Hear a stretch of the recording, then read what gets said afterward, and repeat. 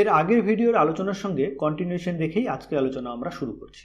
তো যারা আজকের ভিডিওটাকে প্রথম দেখছো তাদেরকে আমি সাজেস্ট করবো যে তোমরা অবশ্যই আগের ভিডিওটাকে দেখে তারপরে তোমরা এই ভিডিওটাকে দেখতে শুরু করো কন্টিনিউশনে। তাহলে দেখবে ফরম্যাটের নীতিটাকে বুঝতে অনেক বেশি সহজ হবে।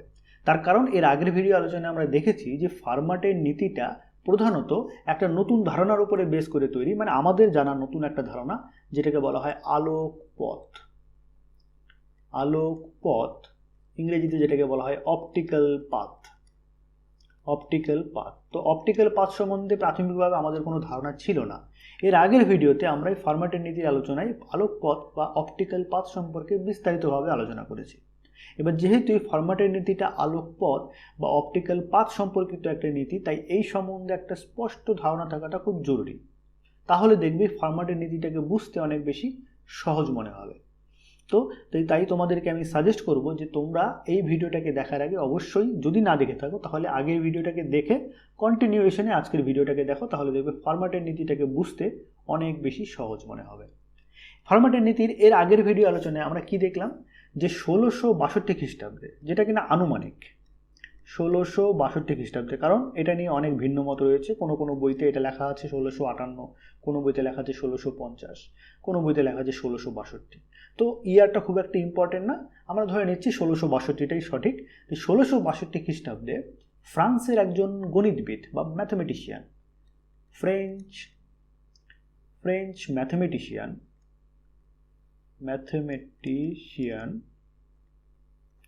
যার নাম হচ্ছে পিয়ের ডি ফরমাট। এই নামের একজন ফ্রেঞ্চ ম্যাথমেটিশিয়ান, তিনি এই আলোকপথ বা অপটিক্যাল পাথ সম্পর্কিত একটা নীতি আমাদের সামনে উপস্থাপন করেন, এবং তার নাম অনুসারেই এই নীতিটার নামকরণ করা হয় ফরম্যাটের নীতি, বা ইংরেজিতে বললে ফরম্যাটস প্রিন্সিপাল।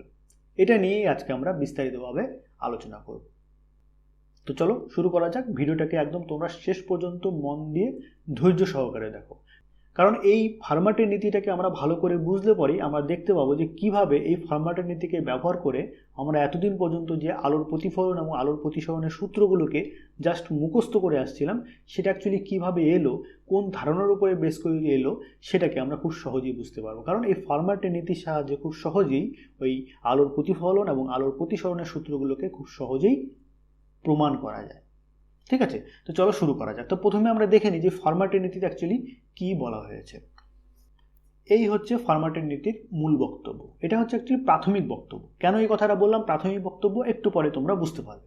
কি বলা হচ্ছে, ফরম্যাটের নীতিতে বলা হলো যে আলোকরশ্মি এক বিন্দু থেকে প্রতিফলন বা প্রতিসরণের পর আরেক বিন্দুতে যেতে সেই পথ অনুসরণ করে যেই পথে অন্যান্য পথের তুলনায় সবচেয়ে কম সময় লাগে। আরেকবার পড়ি, আলোকরশ্মি এক বিন্দু থেকে প্রতিফলন বা প্রতিসরণের পর আরেক বিন্দুতে যেতে সেই পথ অনুসরণ করে যেই পথে অন্যান্য পথের তুলনায় সবচেয়ে কম সময় লাগে। মানে খুব সহজভাবে বললে, আলোকরশ্মি এক বিন্দু থেকে আরেক বিন্দুতে যেতে সেই পথ অনুসরণ করবে যেই পথে সময়টা সবচেয়ে কম লাগবে। অর্থাৎ ধরো আমাদের কাছে দুটো বিন্দু আছে, এই একটা বিন্দু যার নাম দিলাম এ, আর এই মনে করো আরেকটা বিন্দু যার নাম দিলাম বি। এবার একটা আলোকরশ্মি এ থেকে বিতে যাবে। কিভাবে যেতে পারে? আলোকরশ্মি বিভিন্ন ইচ্ছামতো পথ এই দিক থেকে এদিক বরাবর যেতে পারে, অথবা সে এরম করতে করতে ঘুরতে ঘুরতে এখানে গেল, সেটাও যেতে পারে, অথবা সে এখান থেকে এরকমভাবে সরাসরি এইভাবেও যেতে পারে। এরকম অনেক লক্ষাধিক কোটি কোটি সম্ভাবনা রয়েছে এ থেকে বিতে যাওয়ার, বিভিন্ন পথ হতে পারে। এখন কথাটা হচ্ছে যে আলোকরশ্মি কোন পথ বরাবর যাবে? সে তো ইচ্ছামতো যে কোনো পথ বরাবর যেতে পারে না, সে তো একটা সময় একটা নির্দিষ্ট পথ বরাবরই যাবে। কথাটা হচ্ছে সে কোন পথ বরাবর যাবে। ফরম্যাটের নীতি বলছে যে আলোকরশ্মি এই এ থেকে বিতে সেই পথ বরাবর যাবে যেই পথ বরাবর গেলে পরে তার সময়টা সবচেয়ে কম লাগে। এখন দেখো, তুমি স্বাভাবিকভাবেই বুঝতে পারছো যে আলোকরশ্মি যদি এ থেকে বিতে এই পথ বরাবর যায়, বা এই পথ বরাবর যায়, বা এই পথ বরাবর যায়, এই তিনটে পথের মধ্যে কোন পথ বরাবর গেলে তার সবচেয়ে কম সময় লাগবে? আমাদের কমন সেন্স বলছে এই পথ বরাবর গেলে তার সবচেয়ে কম সময় লাগবে। তুলনামূলকভাবে এই পথে একটু বেশি সময় লাগবে, তুলনামূলকভাবে এই পথে আরও বেশি সময় লাগবে। পরিষ্কার? এই কথাটি এখানে বলা হয়েছে যে আলোকরশ্মি এক বিন্দু থেকে প্রতিফলন বা প্রতিসরণের পর আরেক বিন্দুতে যেতে, আচ্ছা এখানে যে কথাটা বলা হয়েছে প্রতিফলন বা প্রতিসরণের পর, এই কথাটা কেন বলা হয়েছে? আলোক রশ্মি যে এক বিন্দু থেকে আরেক বিন্দুতে সবসময় প্রতিফলনের মাধ্যমেই যাবে বা প্রতিসরণের মাধ্যমেই যাবে সেটা নাও হতে পারে, সে এরকম সরাসরিভাবেও যেতে পারে। সুতরাং তোমরা এই কথাটাকে এখানে অ্যাড করতে পারো যে আলোক রশ্মি এক বিন্দু থেকে সরাসরি বা প্রতিফলন বা প্রতিসরণ যেভাবেই যাক না কেন, যে আরেক বিন্দুতে যেতে সে সেই পথ অনুসরণ করবে যেই পথ বরাবর গেলে তার সবচেয়ে কম সময় লাগছে। এবং আমরা আমাদের কমন সেন্সেই বলতে পারি আলোক রশ্মির এখান থেকে এখানে যদি এই হলুদ পথ বরাবর যায় তাহলে তার সবচেয়ে কম সময় লাগবে, সুতরাং সে এই দিক থেকে এই পথ বরাবর যাবে। পরিষ্কার হলো কথাটা? এটি হচ্ছে ফার্মাটের নীতির মূল বক্তব্য, এবং এটাকে আমরা প্রাথমিক বক্তব্য বলছি। কেন বলছি? কারণ এটাই ফাইনাল বক্তব্য নয়। ফাইনাল বক্তব্যটা আমরা একটু পরে বুঝবো, আমরা ধাপে ধাপে ব্যাপারটাকে বুঝি, ঠিক আছে? তাহলে প্রাথমিকভাবে তিনি এই কথাটা বললেন। এখানে দেখো সময়টাকে সবচেয়ে বেশি গুরুত্ব দেওয়া হয়েছে। আচ্ছা আমি যদি এই কথাটাকে এইভাবে বলতাম, আলোক রশ্মি এ থেকে বিতে সেই পথ বরাবর যাবে যেই পথে তাকে সবচেয়ে কম দূরত্ব অতিক্রম করতে হবে, আমি যদি কথাটাকে এইভাবে বলতাম তাহলে কি কোনো ভুল হতো? একই তো কথা। তার কারণ হচ্ছে সবচেয়ে কম দূরত্ব যেতেই তো সবচেয়ে কম সময় লাগবে, দূরত্ব যত বেশি হবে সময়টাও তো তত বেশি লাগবে। সুতরাং এখানে আমি যদি সময় না বলে দূরত্বের কথা বলতাম, অর্থাৎ আলোক রশ্মি এক বিন্দু থেকে আরেক বিন্দুতে সেই পথ বরাবর যাবে যেই পথে অন্যান্য পথের তুলনায় সবচেয়ে কম দূরত্ব অতিক্রম করতে হবে, তাহলে কি এই নীতিটার কথার মধ্যে কোনো ভুল হতো? চলো এই জিনিসটাকে একটু ভালো করে একটু বুঝি। দেখো আলোর প্রতিফলনের ক্ষেত্রে আমরা কি দেখেছিলাম, যে একটা মনে করো আমাদের কাছে এই হচ্ছে একটা প্রতিফলক তল, এই হচ্ছে একটা প্রতিফলক তল, উদাহরণ হিসেবে ধরতে পারি একটা দর্পণ, ঠিক আছে? এই হচ্ছে একটা দর্পণ। তো দর্পণের উপরে একটা আলোক রশ্মি এসে, এই মনে করো একটা আলোক রশ্মি এসে এখানে আপাতিত হলো। এবার আপাতিত হওয়ার পরে কি হবে, আলোক রশ্মিটা এখান থেকে প্রতিফলিত হয়ে এই দিক বরাবর মনে করো চলে গেল। এখানে একটা বিন্দু মনে করো নাম দিচ্ছি, এটার নাম হচ্ছে বি। তাহলে আলোক রশ্মিটা এ বিন্দু থেকে এলো, এদিক থেকে সে এদিক বরাবর এলো, এসে এইখানে মনে করো এটা নাম দিয়ে দিচ্ছি ধরো ও। তাহলে ও বিন্দুতে আপাতিত হওয়ার পর এই প্রতিফলক তলের থেকে প্রতিফলিত হবে, প্রতিফলিত হয়ে সে ও বি বরাবর বি বিন্দুতে পৌঁছলো। আচ্ছা আলোক রশ্মিটা এখান থেকে এখানে আসার পর যদি এখানে এই প্রতিফলক তলটা না থাকতো, অর্থাৎ এটাকে নাম দিচ্ছি এম এম ড্যাশ, ঠিক আছে? এই প্রতিফলক তলটা না থাকতো তাহলে কি হতো, আলোক রশ্মিটাকে এখান থেকে প্রতিফলিত হতো না, এর যদি না থাকতো এটা সরাসরি এদিক বরাবর চলে যেত। কত দূর যেত দেখো, ধরো এখান থেকে আলোক রশ্মিটার এখানে আসতে, উদাহরণ সাপেক্ষে বলছি, এখান থেকে এখানে আসতে অর্থাৎ এ থেকে ও অবধি আসতে মনে করো তার 2 সেকেন্ড লেগেছে, আর ও থেকে বিতে যেতে তার 1 সেকেন্ড লেগেছে। তার মানে এখান থেকে এখানে আসতে তার 2 সেকেন্ড লাগলো, কিন্তু পরবর্তী 1 সেকেন্ডে সে এখান থেকে এখানে গেল। যদি এই দর্পণটা না থাকতো তাহলে আলোক রশ্মিটা সরাসরি এদিক বরাবর চলে যেত, ঠিক কি না? কতটা দূরত্ব যেত, সে এই 1 সেকেন্ড এদিক বরাবর যতটুকু গেছে 1 সেকেন্ডে সে এদিক বরাবর সেই একই দূরত্ব আসতো। তো ধরে নিচ্ছি আমরা আলোক রশ্মিটা ও থেকে 1 সেকেন্ডে এই জায়গাতে এসে পৌঁছেছে, এই জায়গাটার নাম দিলাম বি ড্যাশ। আচ্ছা এবার দেখো আমরা যদি এই বি এবং বি ড্যাশকে জয়েন করি, জয়েন করলে আমরা যেটা জয়েন করি এটাকে এইভাবে মনে করো, এটাকে আমরা জয়েন করলাম, তাহলে দেখো এখানে একটা ত্রিভুজ তৈরি হলো না? এই একটা ছোট্ট ত্রিভুজ, এই একটা ছোট্ট ত্রিভুজ, ও বি এম ড্যাশ আর ও বি ড্যাশ এম ড্যাশ। আলোক রশ্মিটা ও থেকে বিতে যেতে 1 সেকেন্ড লেগেছে, তাহলে আমরা ধরে নিচ্ছি ও থেকে বিতে যাওয়া মানে হচ্ছে ওয়াই দূরত্ব অতিক্রম করা। তাহলে সেই একই সময় অর্থাৎ 1 সেকেন্ড আলোক রশ্মিটা ও থেকে বি ড্যাশ অবধি এসছে, তাহলে আমি বলতে পারি এই যে দূরত্বটা এটাও আমাদের ওয়াই দূরত্বই হবে। এবার এই ত্রিভুজটার জন্য এ ও বি এম ড্যাশ, এই ত্রিভুজের জন্য এই বাহুর যা দৈর্ঘ্য, আর ও বি ড্যাশ এম ড্যাশ এই ত্রিভুজের জন্য এই বাহুর দৈর্ঘ্য, এই দুটো সমান। আচ্ছা আরেকটা জিনিস কি দেখো, এই কোণটার মান কত, 90 ডিগ্রি। ঠিক একইভাবে এই কোণটার মান কত, সেটাও 90 ডিগ্রি। আবার দেখো এই ত্রিভুজটার জন্য এই বাহুটা যেই কাজ করছে, এই ত্রিভুজটার জন্য এই বাহুটাও সেই কাজ করছে। সুতরাং এই ত্রিভুজের এই বাহু এবং এই ত্রিভুজের এই বাহু হচ্ছে একই বাহু, কমন বাহু। সুতরাং ত্রিভুজের সর্বসমতার সূত্র অনুযায়ী আমরা কি বলতে পারি, ত্রিভুজের সর্বসমতার সূত্র অনুযায়ী বলতে পারি যে দুটো ত্রিভুজের যদি দুটো বাহু এবং একটা কোণ পরস্পরের সঙ্গে সমান হয় তাহলে আমরা বলতে পারি ত্রিভুজ দুটি হচ্ছে সর্বসম ত্রিভুজ। আশা করি তোমরা এই জিনিসটা সম্বন্ধে অবগত আছো, তাই এটা নিয়ে আমি আর বিস্তারিত আলোচনা করছি না। সুতরাং এই ত্রিভুজের এই বাহু এবং এই ত্রিভুজের এই বাহুটা সমান, এটা হচ্ছে কমন বাহু। এবং এই কোণের মানও 90 ডিগ্রি, এই কোণের মানও 90 ডিগ্রি। সুতরাং আমরা বলতে পারি এই ত্রিভুজ দুটি হচ্ছে সর্বসম ত্রিভুজ। আর সর্বসম ত্রিভুজ হলে পরে এই ত্রিভুজ এবং এই ত্রিভুজ সব দিক থেকে সমান। সুতরাং এই বি থেকে এম ড্যাশ এই দূরত্বটা যদি এক্স দূরত্ব হয়, তাহলে আমাদের এই বি ড্যাশ থেকে এম ড্যাশ এই দূরত্বটা আমাদের এক্স দূরত্ব হবে। অর্থাৎ এই মিরর থেকে এই বি বিন্দুর যে দূরত্ব, এই মিরর থেকে এই বি ড্যাশ বিন্দুর একই দূরত্ব। অর্থাৎ একটা আলোক রশ্মি এ থেকে বিতে 2 সেকেন্ডে এলো, আসার পর সে এখান থেকে এখানে যাওয়া মানে যেই দূরত্ব যাওয়া, এখান থেকে এখানে আসা মানে একই দূরত্ব যাওয়া। অর্থাৎ ও থেকে বিতে যাওয়া আর ও থেকে বি ড্যাশে যাওয়া একই কথা। সুতরাং আমাকে যদি বলা হয় যে আলোক রশ্মিটা এ থেকে ও হয়ে বিতে যাচ্ছে, তার মানে আমি বলতে পারি সেই একই সময়ে একই দূরত্ব অতিক্রম করা মানে হচ্ছে এ থেকে ও হয়ে বি ড্যাশে যাওয়া। আর এ থেকে ও হয়ে বি ড্যাশ যাওয়া, সে যদি এই পথ বরাবর যায় তাহলে তাকে সবচেয়ে কম দূরত্ব অতিক্রম করতে হবে। সুতরাং এখান থেকে আমরা যেটা ফাইনালি বলতে চাইছি যে আলোক রশ্মিটা এ থেকে বিতে যেতে চায় প্রতিফলনের পর, তাহলে সে যদি এই পথ বরাবর যায় তাহলে এই পথটাই হচ্ছে সর্বনিম্ন দূরত্বের পথ। কারণ আমরা বুঝলাম যে দর্পণ থেকে বি বিন্দুতে যাওয়া বা দর্পণ থেকে বি ড্যাশ বিন্দুতে যাওয়া একই কথা। তার মানে এখান থেকে যদি বি ড্যাশ বিন্দুতে আসে তাহলে তাকে যতটা দূরত্ব অতিক্রম করতে হচ্ছে, সে এখান থেকে যদি প্রতিফলনের পর বিতে যায় তাহলে তাকে সেই একই দূরত্ব অতিক্রম করতে হচ্ছে। কারণ এখান থেকে এটুকু আসতে 2 সেকেন্ড লাগছে, এখান থেকে এখানে যেতে 1 সেকেন্ড লাগছে। অর্থাৎ এ থেকে প্রতিফলনের মাধ্যমে যদি বিতে যেতে হয় তার টোটাল 3 সেকেন্ড লাগে। সেই 3 সেকেন্ডে সে এ থেকে ও হয়ে বি ড্যাশে যাচ্ছে। সুতরাং সে এই দূরত্বটাই হচ্ছে সর্বনিম্ন দূরত্ব। আর সর্বনিম্ন দূরত্ব যাতে সবচেয়ে কম সময় লাগবে, এই কথাটা এখানে বলা হয়েছে। এই জন্য আলোক রশ্মি এ থেকে ও বিন্দুতে প্রতিফলিত হওয়ার পর বি বিন্দুতে যে যায় সে তারা এই পথটাকেই ফলো করবে। তুমি যদি এখন বলো যে আলোক রশ্মিটা যদি এখান থেকে মনে করো এসে এখানে এসে পড়তো, পরে সে যদি বিতে যেত তাহলে যেতে পারতো না, না এটা কখনই হতো না। আলোক রশ্মিটাকে যদি এ থেকে বিতে যেতে হয় তাহলে ওকে এ থেকে প্রথমে ওতেই আসতে হবে, ও থেকে তাকে বিতে যেতে হবে। সে মনে করো আমি যদি বলি সে এ থেকে প্রথমে ও ড্যাশে এলো, এরকমভাবে ও ড্যাশে এলো, তারপরে ও ড্যাশ থেকে প্রতিফলিত হয়ে বিতে গেল, এটা কোনোদিনই সম্ভব না।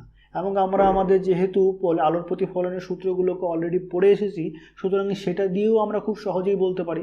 কারণ এই যে প্রতিফলক তলের উপরে এই যে বিন্দু ও, এখানে যদি আমরা একটা অভিলম্বকে কল্পনা করি, মনে করো এই হচ্ছে আমাদের অভিলম্ব, তাহলে দেখো এই অভিলম্বের ক্ষেত্রে এই আপাতন কোণ আই এবং প্রতিফলন কোণ আর এর মানটা সমান, দেখেই আমরা বুঝতে পারছি। কিন্তু এইখানে যদি আমরা একটা এরকম অভিলম্ব অঙ্কন করি, দেখো আই এর মানটা কম হচ্ছে তুলনামূলকভাবে, আর এর মানটা বেশি হচ্ছে। সুতরাং এই পথটা কোনোদিনই সম্ভব না। কিন্তু তো ওরা যদি এই পথ বরাবর যায় তাহলে দেখো আই এর মান আর এর মান সমান হচ্ছে, আলোর প্রতিফলনের দ্বিতীয় সূত্র সেটা প্রমাণিত হয়ে যাচ্ছে। ঠিক আছে, আমি এটা কথাটা ইনডিরেক্টলি তোমাদেরকে আমি বললাম, কিন্তু ব্যাপারটা তাই যে আলোক রশ্মিটা এ থেকে বিতে যেতে হলে তাকে এই পথ বরাবরই যেতে হবে। তার মানে এখান থেকে আমরা যে কথাটা বুঝলাম যে আলোক রশ্মি এক বিন্দু থেকে প্রতিফলন বা প্রতিসরণের পর সে যদি আরেক বিন্দুতে যেতে চায় তাহলে তারা সেই পথ বরাবরই যাবে, যেই পথ বরাবর গেলে পরে তার সবচেয়ে কম দূরত্ব অতিক্রম করতে হবে। তার মানে আমি তখন যে কথাটা তোমাদেরকে বলছিলাম, আলোক রশ্মি যদি এ থেকে বিতে যেতে হয় তাহলে তারা সেই পথ বরাবর যাবে যেই পথে অন্যান্য পথের তুলনায় দূরত্বটা সবচেয়ে কম অতিক্রম করতে হবে। এবং আলোর প্রতিফলনের ক্ষেত্রে আমরা সেটাই দেখলাম যে আলোক রশ্মি এ থেকে ও হয়ে তবেই বিতে যাবে, সে এ থেকে ও ড্যাশ হয়ে বিতে কখনোই যেতে পারে না, কারণ সেই ক্ষেত্রে তুলনামূলকভাবে তাকে বেশি দূরত্ব অতিক্রম করতে হবে। কিন্তু এ থেকে ও হয়ে বিতে গেলে সেক্ষেত্রে তাকে অনেক কম দূরত্ব অতিক্রম করতে হবে। পরিষ্কার? তাহলে আমি এইখানে এই কথাটার জায়গায় কম সময়ের জায়গায় কম দূরত্ব অতিক্রম করতে হবে এটাও বলতে পারি। তাহলে ফার্মার কেন এখানে কম সময়ের কথা বললেন, কেন দূরত্বের কথা বললেন না? এর পেছনে একটা গুরুত্বপূর্ণ লজিক আছে। দেখো কথাটাকে একটু মন দিয়ে শোনো।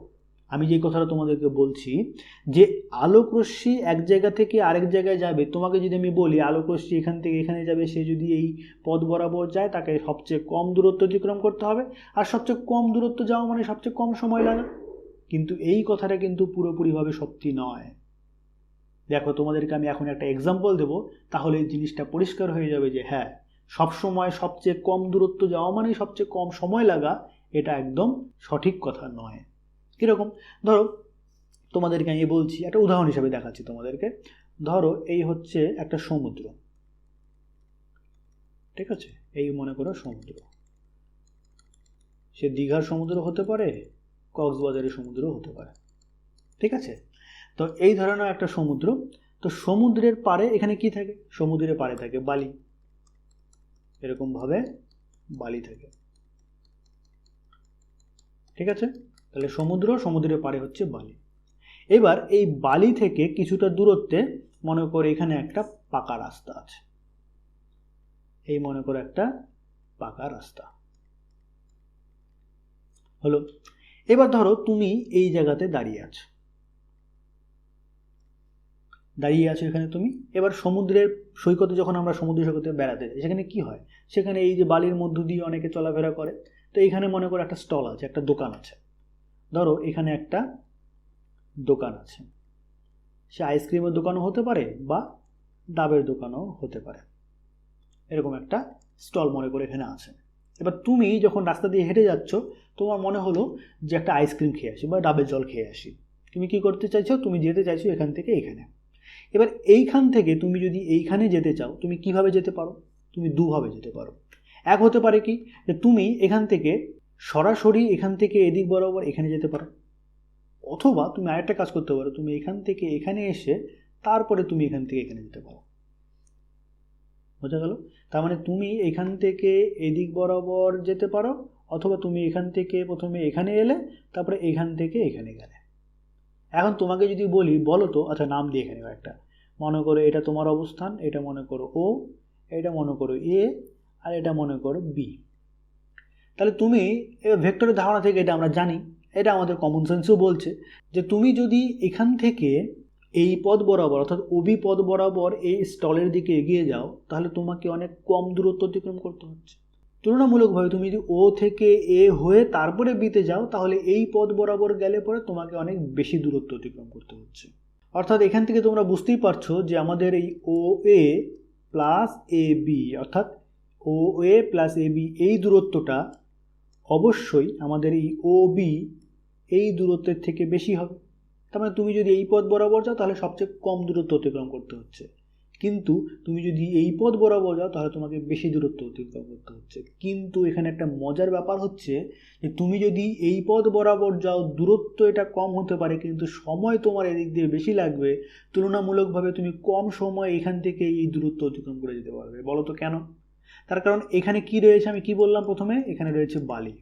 বলো, বালির মধ্য দিয়ে হাঁটা বেশি সহজ না পাকা রাস্তার উপর দিয়ে হাঁটা বেশি সহজ? অবশ্যই পাকা রাস্তা দিয়ে হাঁটা সহজ, কারণ বালির মধ্যে তুমি যত এগোতে থাকবে, তোমার পাটা বালির মধ্যে ঢুকে যেতে থাকবে।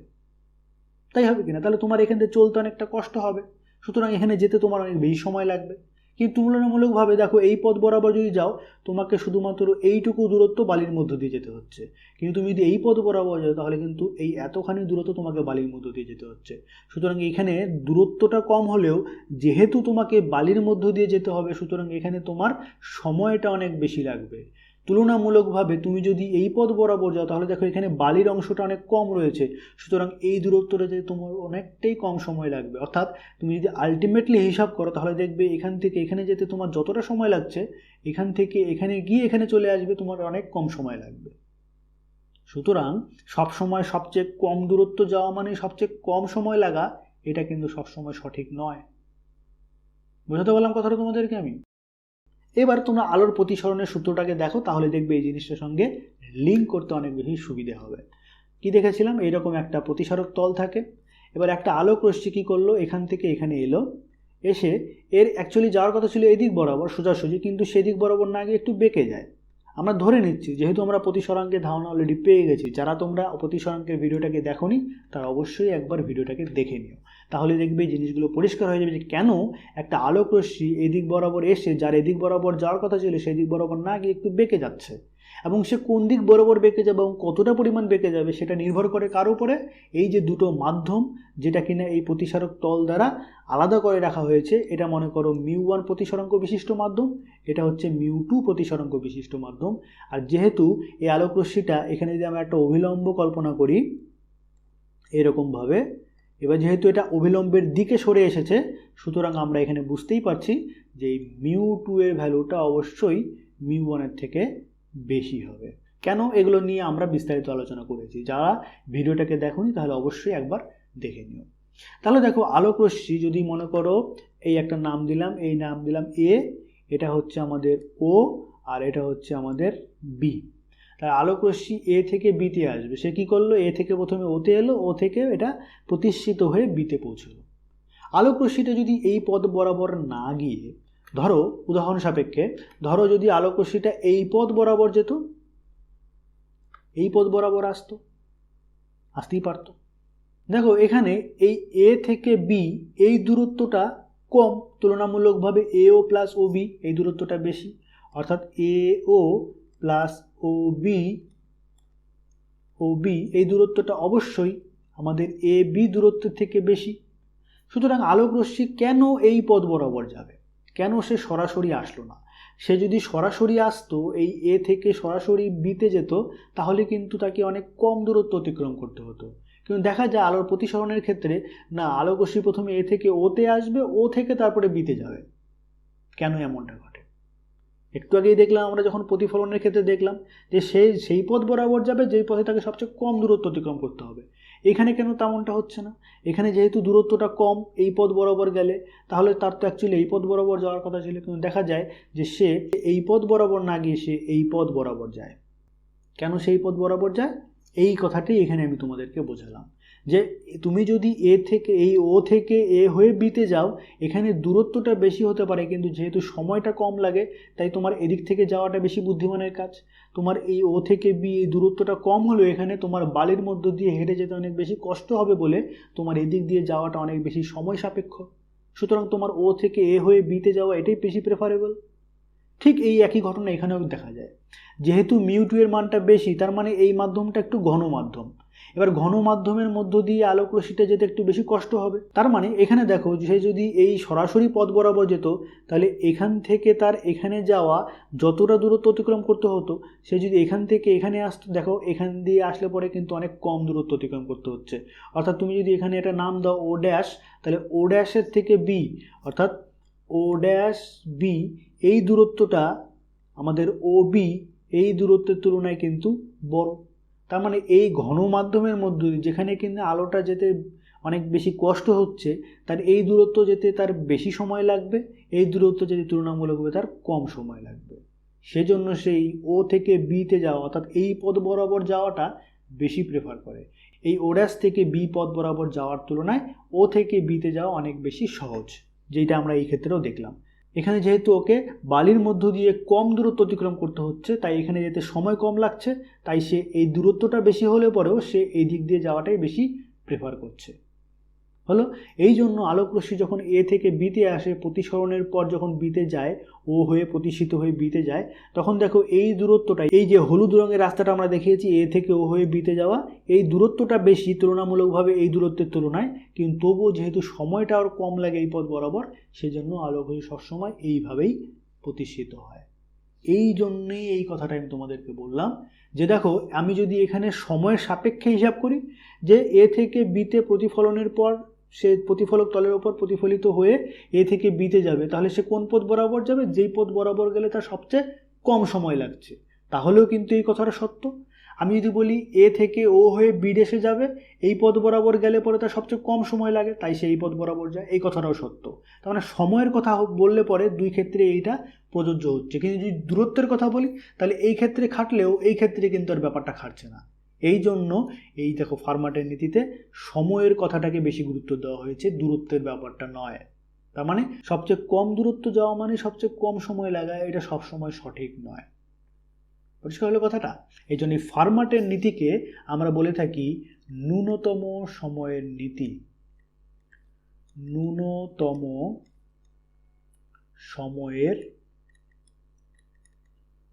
নীতিও বলা হয়ে থাকে, যাকে ইংরেজিতে বলা হয় প্রিন্সিপাল অফ লিস্ট টাইম। ন্যূনতম সময়ের নীতিও বলা হয় এই ফার্মাটের নীতিকে। কিন্তু ফার্মাটের নীতিটা এখানে কিন্তু কমপ্লিট না, যেটা দিয়ে আমি কথাটা শুরু করেছি, যে এটা হচ্ছে প্রাথমিকভাবে এই কথাটা বলা হয়েছে। তার কারণ এর মধ্যে কিছু মডিফিকেশন এসছে। পরবর্তীকালে কিছু কিছু ঘটনা এমন লক্ষ্য করা গেল, যেই ক্ষেত্রে দেখা যায় যে আলোক রশ্মি এক জায়গা থেকে আরেক জায়গায় যাবে, সেই পথ বরাবর যাচ্ছে যেই পথে সবচেয়ে কম সময় লাগছে, এটা কিন্তু সবসময় সঠিক নয়। কিছু কিছু ঘটনা এমন রয়েছে, কিছু কিছু ক্ষেত্রে এমন রয়েছে যেখানে দেখা যায় যে আলোক রশ্মি এক জায়গা থেকে আরেক জায়গায় সেই পথ বরাবর যাচ্ছে যেই পথে তার সময়টা বেশি লাগছে, কম না লেগে সেখানে বেশি লাগছে, অথচ সে সেই পথ বরাবর যাচ্ছে। সেটা কখন হচ্ছে? দেখা যাচ্ছে যে সেরকম সমতল তলের ক্ষেত্রে, সমতল প্রতিফলক তল হোক বা সমতল প্রতিসারক তল হোক, উভয় ক্ষেত্রে সময়টা সবচেয়ে কম লাগে, কিন্তু যখন সেটা একটা গলীয় তল হয়ে যায় তখন গলীয় তলের ক্ষেত্রে সময়টা তুলনামূলকভাবে বেশি লাগে। যদিও সেটা বক্রতার উপর নির্ভর করে, কিন্তু দেখা যায় সেক্ষেত্রে সময়টা বেশি লাগলেও আলোকরশ্মিটা সেই পথ বরাবরই যায়। অর্থাৎ কেমন ক্ষেত্রে বললাম? এই রকম গলীয় তলের ক্ষেত্রে। ধরো এইরকম একটা গলীয় প্রতিফলক তল রয়েছে, মানে পেছন দিকটা খসখসে, ঠিক আছে, সামনের দিকটা হচ্ছে মসৃণ তল। তাহলে এইরকম একটা অবতল গলীয় প্রতিফলক তল, বা এইরকম একটা উত্তল প্রতিফলক তল, বা এইরকম একটা অবতল বা উত্তল যে প্রতিসারক তলগুলো রয়েছে, এবং একটা লেন্সের ক্ষেত্রেও এই জিনিসটা দেখা যায় যে আলোক রশ্মি যখন এক বিন্দু থেকে আরেক বিন্দুতে যায়, এটার মধ্যে প্রতিফলিত বা এটার মধ্যে প্রতিসরণের পর, তখন তারা সেই পথ বরাবর যায় যেই পথের ক্ষেত্রে সময়টা কম লাগার পরিবর্তে সময়টা বেশি লেগে যায়, অর্থাৎ সর্বোচ্চ সময় লাগছে সেই পথ বরাবর যায়।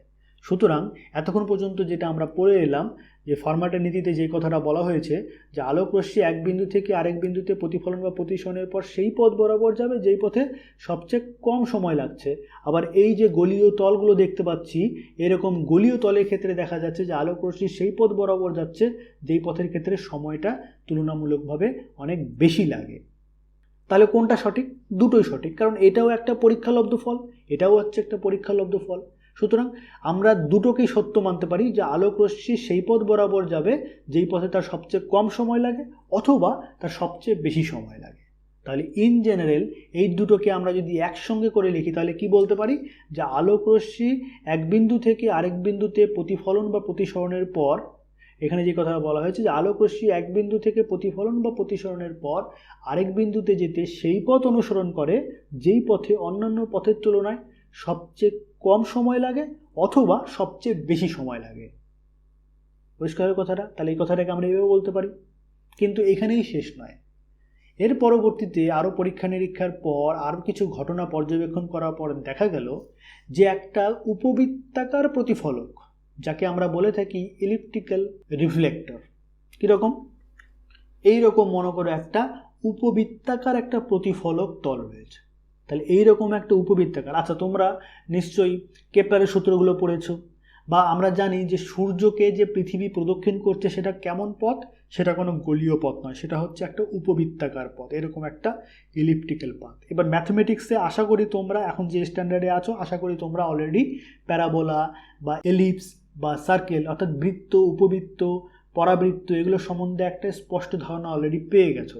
তাহলে এরকম একটা উপবৃত্তের ক্ষেত্রে আমরা কি জানি? উপবৃত্তের দুটো ফোকাস বিন্দু থাকে। তাহলে সূর্যকে যে পৃথিবী প্রদক্ষিণ করছে কীরকমভাবে? সূর্য একটা ফোকাস বিন্দুতে অবস্থান করে, আর পৃথিবী এরকমভাবে একটা উপবৃত্তাকার পথে সূর্যকে প্রদক্ষিণ করে, এটা আমরা জানি। তার মানে ধরো এখান থেকে এই বিন্দুটার নাম দিয়ে দিলাম মনে করো এ, আর এই বিন্দুটার নাম মনে করো দিয়ে দিলাম বি। এবার উপবৃত্তের ধারণা থেকে আমরা কি জানি? যে একটা আলোক রশ্মি যদি মনে করো এ থেকে মনে করো প্রথমে এখানে এলো, এখান থেকে প্রতিফলিত হয়ে সেখানে যদি যায়, ঠিক আছে, এখান থেকে প্রথমে এখানে এলো, এখান থেকে প্রতিফলিত হয়ে সে এখানে গেল, তাহলে এই জায়গাটার নাম দিলাম মনে করো P1। সে যদি আলোক রশ্মিটা যদি এখান থেকে এখানে আসতো এবং এখান থেকে প্রতিফলিত হয়ে এখানে যেত, তাহলে তাকে বেশি দূরত্ব অতিক্রম করতে হতো না কম দূরত্ব অতিক্রম করতে হতো? অর্থাৎ এ থেকে মনে করো P2তে এলো, তারপরে বিতে গেল, এই পথ বরাবর। অথবা ধরে নাও আলোক রশ্মিটা প্রথমে এখান থেকে এখানে এলো, তারপরে এখান থেকে সে এখানে এলো, তোমরা সে এখান থেকে প্রথমে P3তে এলো, তারপরে বিতে এলো। এবার কথাটা হচ্ছে বলো তো আলোক রশ্মি কোন পথ বরাবর গেলে তাকে সবচেয়ে কম দূরত্ব অতিক্রম করতে হবে? সে যদি এ থেকে বিতে প্রতিফলনের মাধ্যমে যায়, তাহলে বলো যে কোন ক্ষেত্রে দূরত্বটা সবচেয়ে বেশি বা কোন ক্ষেত্রে দূরত্বটা সবচেয়ে কম হবে? এলিপস বা উপবৃত্তের ধারণা থেকে এটা আমরা জানি যে এ থেকে তুমি যদি P1 হয়ে বিতে যাও, অর্থাৎ এ P1 প্লাস P1B, এ থেকে P1 প্লাস P1B, এই যে দূরত্বটা, সেটা এ থেকে যদি P2তে যাও, P2 থেকে বিতে যাও, অর্থাৎ এ P2 প্লাস P2B এই দূরত্বের সঙ্গে সমান। অথবা এ থেকে যদি তুমি P3তে যাও, তারপরে যদি বিতে যাও, অর্থাৎ এ P3 প্লাস P3B এই দূরত্বটা এটা সমান। অর্থাৎ আমি যেটা বলতে চাইছি যে আলোকরশ্মি এ বিন্দু থেকে প্রতিফলক তলের উপরে প্রতিফলিত হয়ে সে যদি বি বিন্দুতে যায়, সে যেখানেই প্রতিফলিত হোক না কেন সব ক্ষেত্রে তার দূরত্বটা সমান হয়। এটা আশা করি তোমরা জানো। তাহলে যে কোনো একটা পয়েন্টের জন্য, একটা আরবিট্রারি যে কোনো পয়েন্টের জন্য যদি পি পয়েন্টের জন্য বলো, তাহলে A P plus P B এই দূরত্বটা সবসময় কনস্ট্যান্ট থাকে। অর্থাৎ এ থেকে তুমি প্রতিফলনের পর যেই বিন্দুতে প্রতিফলিত হয়ে বিতে যাও না কেন, সব ক্ষেত্রে এই দূরত্বটা সবসময় ফিক্স থাকে। আর যেহেতু দূরত্বটা সবসময় সমান থাকে, সময়টা সবসময় সমান থাকবে। অর্থাৎ এই ক্ষেত্রে দেখা যাচ্ছে এরকম একটা উপবৃত্তাকার প্রতিফলক, এটাকে আমরা বলে থাকি উপবৃত্তাকার প্রতিফলক বা এলিপ্টিক্যাল রিফ্লেক্টর, এটাকে ইলিপ্টিক্যাল রিফ্লেক্টরও বলা হয়ে থাকে। ঠিক আছে, বাংলায় বললে উপবৃত্তাকার প্রতিফলক, ইংরেজিতে বলা হয় ইলিপ্টিক্যাল রিফ্লেক্টর। ঠিক আছে, তাহলে এই ক্ষেত্রে দেখা যায় যে আলোকরশ্মি এক বিন্দু থেকে আরেক বিন্দুতে যাচ্ছে, সে সব সময় সে যেই পথ বরাবরই যাক না কেন সবসময় দেখো সময়টা সমান লাগছে। অর্থাৎ এই ক্ষেত্রে আমরা বলতে পারি এখানে সময় সেটা সবসময় কনস্ট্যান্ট থাকছে বা ধ্রুবক থাকছে, সময়ের মানটা সবসময় সমান থাকছে। তার মানে আমরা এখান থেকে তিনটে ঘটনা পেলাম। যখন আমরা এরকম সমতল তলের ক্ষেত্রে দেখলাম, সমতল তলে যখন প্রতিফলন বা প্রতিসরণ হচ্ছে, তখন আলোকরশ্মি সেই পথ বরাবর যাচ্ছে যেই পথ বরাবর গেলে পরে তার সবচেয়ে কম সময় লাগছে। কিন্তু আবার দেখা যাচ্ছে যে এইরকম যখন কোনো গলীয় তলের মধ্য দিয়ে যাচ্ছে, সেরকম একটা প্রতিফলক তলও হতে পারে, সেরকম প্রতিসারক তলও হতে পারে, বা একটা লেন্স হতে পারে। সব ক্ষেত্রেই দেখা যায় যে আলোকরশ্মি এমন পথ অবলম্বন করছে যেই পথ বরাবর গেলে পরে তার সবচেয়ে বেশি সময় লাগছে। তাহলে এখানে সবচেয়ে কম সময় লাগছে, এখানে সবচেয়ে বেশি সময় লাগছে। আবার একটা উপবৃত্তাকার প্রতিফলকের ক্ষেত্রে দেখা যায় যে সবসময় সমান সময় লাগছে, অর্থাৎ সময়ের মানটা এখানে স্থির থাকছে সব সময়। তাহলে এই তিনটে ঘটনাকে কম্বাইন করে আমরা ফাইনালি যে টার্মটা পেলাম, আমরা যে নীতিটা পেলাম, সেটা হচ্ছে এই রকম। এটা আমরা এখানে একটু লিখি। কি বলা হলো তাহলে এখানে? এই কথাটা বলা হলো এখানে। কি বলা হচ্ছে যে আলোক রশ্মি এক বিন্দু থেকে প্রতিফলন বা প্রতিসরণের পর আরেক বিন্দুতে যেতে সেই পথ অনুসরণ করে যেই পথে সময়ের মান অন্যান্য পথের তুলনায় চরম বা সর্বোচ্চ হবে। কখন? গলীয় তলের ক্ষেত্রে। বা অবম বা সর্বনিম্ন হবে কোন ক্ষেত্রে? সমতল প্রতিফলক বা প্রতিসারক তলের উপরে। অথবা স্থির হবে কখন? যখন একটা উপবৃত্তাকার প্রতিফলকের কথা আমরা হিসাব করব। পরিষ্কার? তাহলে এই যে এটা হলো আমাদের ফাইনাল টার্ম, মানে এটা হচ্ছে আমাদের মডিফাইড ফর্ম। আমরা প্রথমে যেটা বলেছিলাম, আমি প্রথমে যে কথাটা বলেছিলাম, এটা হচ্ছে প্রাথমিকভাবে আমরা বলতে পারি যে এটা হচ্ছে ফার্মাটের নীতি। কিন্তু এখন ফাইনালি আমরা যেটা পেলাম, এটাকে বলা হয় মডিফাইড ফর্ম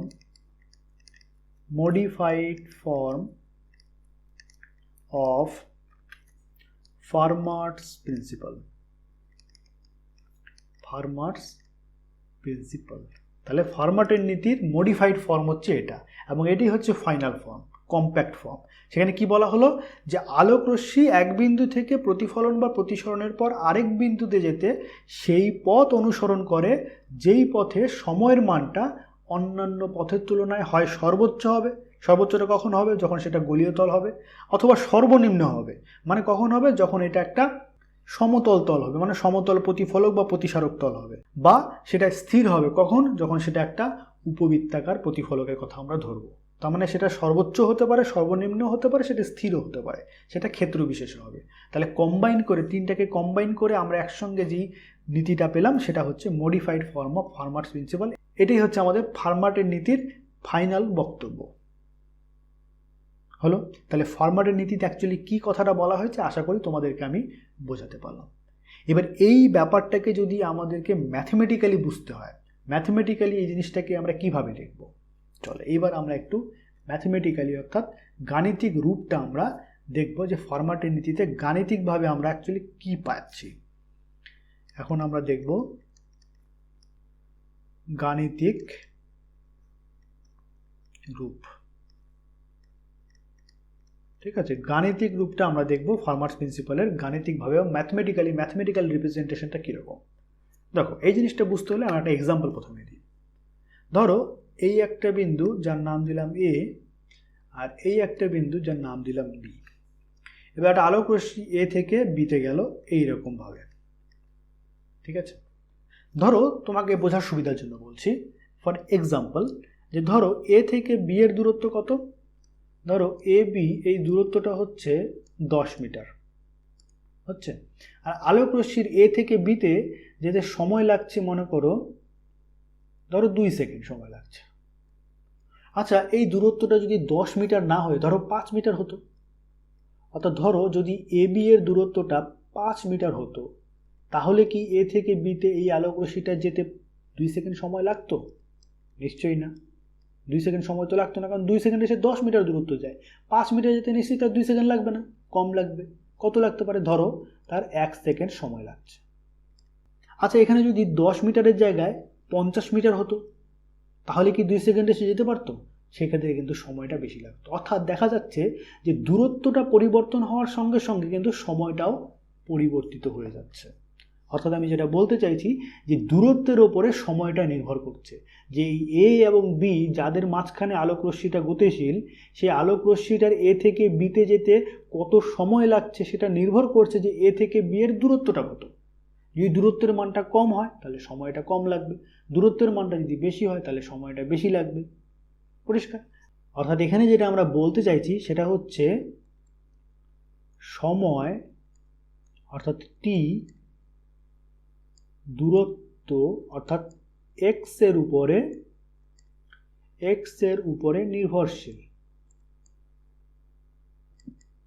এক্স এর উপরে নির্ভরশীল। এইটাকে, এই যে কথাটা সময় দূরত্বের উপরে নির্ভরশীল, এই কথাটাকে যদি আমরা ম্যাথমেটিক্যালি গাণিতিকভাবে প্রকাশ করতে চাই, সেটা কি? সেটা আমাদের লিখতে হয় এইভাবে। এটাকে আমরা লিখে থাকি T is a function of X, T is a function of X, অর্থাৎ সময় এক্স এর ফাংশন, অর্থাৎ সময়টা এক্স এর উপরে নির্ভরশীল। এক্সটা যদি পরিবর্তিত হয়, অর্থাৎ দূরত্বটা যদি পরিবর্তিত হয়, বা দূরত্বটা যদি কম বা বেশি হয়, তাহলে সময়টাও কম বা বেশি হবে। এই যে টার্মটা, এটা কিন্তু এই কথাটাকেই রিপ্রেজেন্ট করে।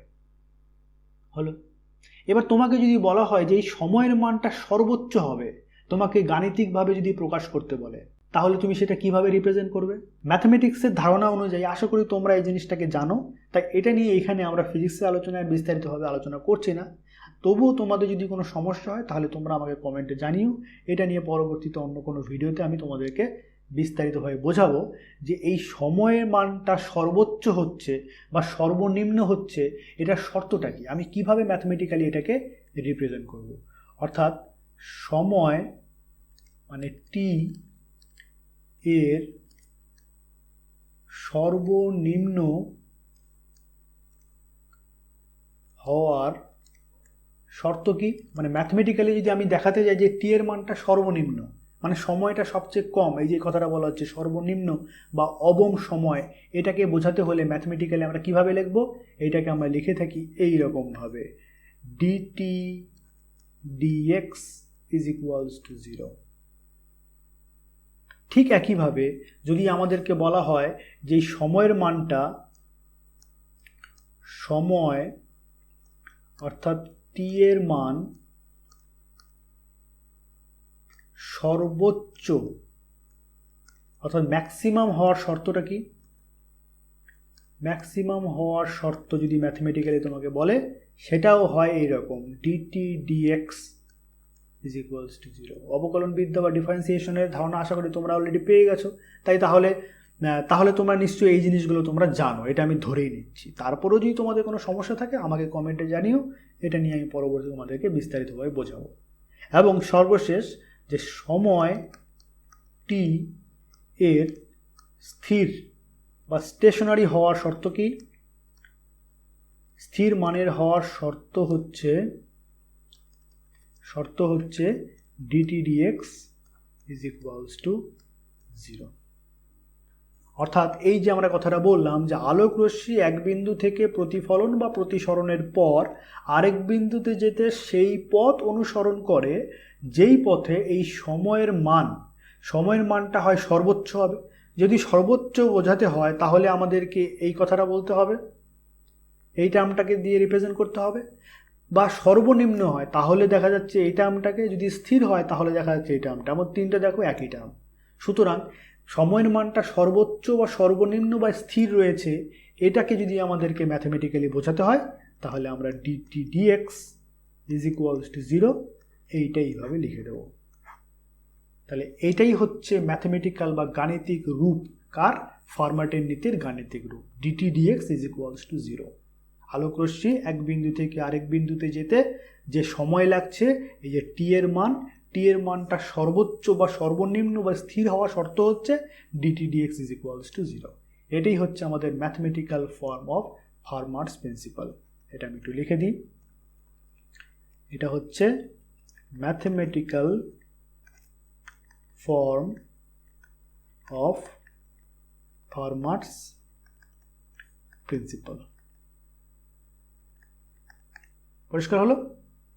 এবার দেখো এই যে এক্সপ্রেশনটা, এটাকে আমরা আরেকভাবেও লিখতে পারি। কিভাবে? আমরা একদম আলোচনার শুরুতেই যেটা দিয়ে আমরা আলোচনা শুরু করেছিলাম, এর আগের ভিডিও আলোচনাটা আমরা যেখান থেকে শুরু করেছিলাম, যে ফার্মাটের নীতিটা কার উপরে বেস করে তৈরি, এই যে আমি একটু কথাটা লিখেছিলাম একদম শুরুতেই, যে ফার্মাটের নীতিটা হচ্ছে আলোক পথ বা অপটিক্যাল পাথ সম্পর্কিত নীতি। তাহলে ফার্মাটের নীতির সঙ্গে আলোক পথের একটা সম্পর্ক রয়েছে, কিন্তু এখনো পর্যন্ত যেটুকু আলোচনা করলাম এখানে কিন্তু আলোক পথের কোনো কথা আসেনি। তার মানে আমাদের আলোক পথ দিয়ে এই জিনিসটাকে এখন কিভাবে রিপ্রেজেন্ট করা যায় সেটা একটু আমরা দেখি, যে আলোক পথ দিয়ে কিভাবে এই ফার্মাটের নীতিটাকে আমরা রিপ্রেজেন্ট করতে পারবো। হলো? এবার আলোক পথের ধারণা থেকে আমরা কি দেখেছি? যদি তোমরা আগের ভিডিওটাকে না দেখে থাকো তাহলে আমি আরেকবার বলছি, তোমরা অবশ্যই একবার ভিডিওটাকে দেখে নাও, তাহলে দেখবে আলোকপথের আমরা এখন যেগুলো কথা লিখছি সেগুলো তোমাদের বুঝতে অনেক সুবিধা হবে, কোন জায়গায় কোন জিনিসটাকে আমরা কেন লিখছি। ঠিক আছে? তো আমরা কি দেখলাম, যে আলোকপথ যেটাকে আমরা এরকম ক্যাপিটাল লেটার ল্যামডা দিয়ে রিপ্রেজেন্ট করি, সেটা কি মিউ ইন্টু এল। এই এক্সপ্রেশনটা আশা করি তোমাদের এখন আর অপরিচিত লাগছে না। এবার মিউটা কি? মিউটা হচ্ছে পরম প্রতিসরাঙ্ক। এবার মিউ মানে কত? C divide by V. এগুলো নিয়ে সব বিস্তারিত আমরা আলোচনা করেছি। এটা পেলাম। তাহলে মিউর জায়গায় আমরা সি ডিভাইড বাই ভি লিখতে পারি। আচ্ছা, এটাকে যদি আমি একটু রিঅ্যারেঞ্জ করে লিখে এভাবে লিখতে পারি, C into L divided by V, এভাবেও লিখতে পারি। এটাকে আমরা ঘুরিয়ে লিখলাম, ভিটাকে এল এর নিচে লিখলাম। আচ্ছা, এল ডিভাইডেড বাই ভি এটা মানে অ্যাকচুয়ালি কি বোঝায়? টি। কারণ আমরা জানি যে বেগের মান হচ্ছে দূরত্ব ডিভাইডেড বাই সময়। তাহলে এটাকে আমরা এইভাবে লিখতে পারি, সময় মানে হচ্ছে দূরত্ব ডিভাইডেড বাই বেগ। এই কথাটি এখানে লেখা আছে, দূরত্ব ডিভাইড বাই বেগ, সেটাই হচ্ছে সময়। তাহলে সি ইন্টু টি এভাবে পাই। তাহলে দেখা যাচ্ছে এই ল্যামডা মানে যেটা হচ্ছে আমাদের আলোক পথ, সেটা আসলে কার সঙ্গে সমান? C into T. এবার সিটা কি? শূন্য মাধ্যমে আলোর গতিবেগ। দেখো আমরা যখন আলোক পথে আলোচনা শুরু করেছিলাম তখন দেখো এই কথাটাই আমরা বলেছিলাম, যে একটা আলোক রশ্মি যদি শূন্য মাধ্যমে গতিশীল হয়, এই সি হচ্ছে কি? শূন্য মাধ্যমে গতিবেগ। তাহলে শূন্য মাধ্যমে সে যদি সি বেগ নিয়ে গতিশীল থাকে, তাহলে টি সময় সে কতটা দূরত্ব অতিক্রম করবে? সি ইন্টু টি। কারণ যেখানে দেখতেই পাচ্ছি আমরা এস মানে হচ্ছে ভি ইন্টু টি, মানে দূরত্ব মানে হচ্ছে বেগ ইন্টু সময়। তাহলে বেগ ইন্টু সময় মানে এটা আসলে একটা দূরত্বকে রিপ্রেজেন্ট করছে। তার মানে একটা আলোক রশ্মি শূন্য মাধ্যমে সি বেগ নিয়ে গতিশীল হয়ে টি সময়ে কতটা দূরত্ব অতিক্রম করবে? সি ইন্টু টি। তাহলে শূন্য মাধ্যমে সে যতটা দূরত্ব অতিক্রম করবে সেটাই হচ্ছে আসলে আমাদের আলোকপথের সঙ্গে সমান, তাই ল্যামডার সঙ্গে সমান। এটা আমরা আলোকপথের ধারণায় বলেছিলাম, আবার এই জিনিসটা এখান থেকে আমরা প্রমাণ করতে পারলাম। তাহলে এখান থেকে আমি যেটা তোমাদের বলতে চাইছি, এখন যদি এটাকে তুমি ডিফারেন্সিয়েট করো, অর্থাৎ D D X of lambda করো, তাহলে তোমরা কি পাবে? D D X of C into T. এবার সি কি? আলোর গতিবেগ। কোথায়? শূন্য মাধ্যমে। তার ভ্যালু কত? 3 ইন্টু 10⁸ মিটার পার সেকেন্ড। অর্থাৎ এখানে যে আমরা সি মানে হচ্ছে 3 ইন্টু 10⁸ মিটার পার সেকেন্ড। এটা তো একটা কনস্ট্যান্ট, এটা ফিক্সড ভ্যালু। সুতরাং এটাকে আমরা ডিফারেন্সিয়েট করতে পারবো না, এটা বাইরে চলে আসবে। অবকলন বিদ্যুৎ ধারণা এটা আমরা জানি। তাহলে সিটা বাইরে চলে আসলে আমাদের কি পড়ে থাকলো? Dt over dx. অর্থাৎ এই দূরত্বের সঙ্গে সি এর কোনো সম্পর্ক নেই, এটা একটা কনস্ট্যান্ট, তাই এটাকে আমরা বাইরে লিখতে পারি। এবারে ডিটি ডিএক্স এর মানে কত হচ্ছে? 0। তাহলে এটা যদি 0 হয় তাহলে আলটিমেটলি এটা পেলাম আমরা 0। তাহলে ফাইনালি এখান থেকে আমরা যে এক্সপ্রেশনটা পেলাম, যে d lambda dx is equals to 0, এটা আমরা পেলাম। এটা হচ্ছে আমাদের আরেকটা ফর্ম ফার্মাটের প্রিন্সিপালের। অর্থাৎ এটা হচ্ছে আমাদের ফার্মাটের নীতিটাকে যদি আলোক পথের সাপেক্ষে হিসাব করি বা আলোক পথের সাপেক্ষে গাণিতিকভাবে প্রকাশ করতে চাই তাহলে হচ্ছে এটা। এবার এই কথাটাকে, যেই কথাটা আমরা একটু আগেই দেখলাম, আমরা দেখলাম যে আলোক রশ্মি এক বিন্দু থেকে প্রতিফলন বা প্রতিসরণের পর আরেক বিন্দুতে যেতে সেই পথ অনুসরণ করে যেই পথের সময়ের মানটা হয় সর্বনিম্ন বা সর্বোচ্চ বা স্থির মানের, সেটাকে আমরা একসঙ্গে এইভাবে লিখতে পারি। আবার এই এক্সপ্রেশনটাকেই আমরা আবার কিভাবে দেখলাম, যদি আমরা আলোক পথ বা অপটিক্যাল পাথের রেসপেক্টে লিখতে যাই তাহলে আমরা এইভাবে লিখতে পারি। তাহলে আমাদের যে এই যে নীতিটাকে যদি আমি আলোক পথের টার্মে যদি এক্সপ্রেস করতে চাই তাহলে কিভাবে বলতে পারি, চলো সেটা একটু দেখে নেওয়া যাক। তাহলে আমরা যদি আলোক পথের রেসপেক্টে যদি আমরা এই নীতিটাকে বর্ণনা করতে চাই তাহলে কিভাবে হবে, এই রকম হবে কথাটা, যে আলোক রশ্মি এক বিন্দু থেকে প্রতিফলন বা প্রতিসরণের পর আরেক বিন্দুতে যেতে সেই পথ অনুসরণ করে যেই পথের ক্ষেত্রে আলোক পথ বা পথ দূরত্ব, এটা সম্বন্ধে আমরা জানি যে আলোক পথ দূরত্বকেই আসলে আমরা আলোক পথ বলছি, সেই আলোক পথের মান সর্বোচ্চ হবে বা সর্বনিম্ন হবে বা স্থির মানের হবে। যদি এই আলোক পথে বা ল্যামডার মানটা যদি সর্বোচ্চ হতে হয় তাহলে তার শর্ত কি হবে, এটা d lambda dx is equals to 0। তার যে মান যদি সর্বনিম্ন হতে হয় তাহলে কি হবে, ডি ল্যামডা ডিএক্স 0। তার মান যদি স্থির হতে হয় তাহলে কি হবে, d lambda dx is equals to 0। অর্থাৎ সময়ের সাপেক্ষে যখন হিসাব করে আমরা নীতিটাকে প্রকাশ করছিলাম তখন এটাকে আমরা ম্যাথমেটিক্যালি এইভাবে লিখতে পারি, কিন্তু সেটা যদি আমরা আলোক পথের সাপেক্ষে হিসাব করতে চাই তাহলে আমরা এটাকে এইভাবে লিখতে পারি। তাহলে এখান থেকে ফাইনালি আমরা দুটো এক্সপ্রেশন পেলাম, একটা হচ্ছে dt dx is equals to 0,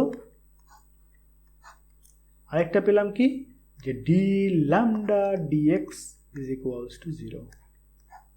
এখানে ল্যামডাটা হচ্ছে আমাদের আলোক পথ, এখানে টিটা হচ্ছে আমাদের সময়, আর আমাদের ল্যামডাটা হচ্ছে আলোক পথ। পরিষ্কার? এটা হচ্ছে আমাদের ম্যাথমেটিক্যাল রিপ্রেজেন্টেশন অফ ফার্মাটস প্রিন্সিপাল। তাহলে দুটো এক্সপ্রেশন আমরা পেলাম, এই এক্সপ্রেশন দুটাকে তোমরা এখন ভালো করে মনে রাখবে। তাহলে আশা করি তোমাদেরকে আমি ফার্মাটের নীতি সম্বন্ধে একটা স্পষ্ট ধারণা দিতে পারলাম।